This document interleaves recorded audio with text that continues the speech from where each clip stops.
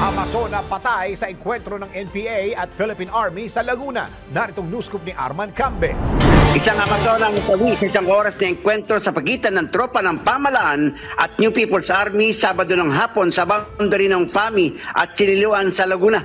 Kinilala ni Major General Cirilo Balaoro, Division Commander ng Philippine Army, ang nasawi na si Agnes Lingay, 28 anyos alias Ka Judy, na di umani regular na nag-ooperate sa nasabing lugar. Ayon kay General Balaoro, nagsasagawa ng security operations ang mga kasundaluhan na makita mga rebelde na sa ginagawa nilang extortion activities sa ilang kabahayan sa nasabing lugar.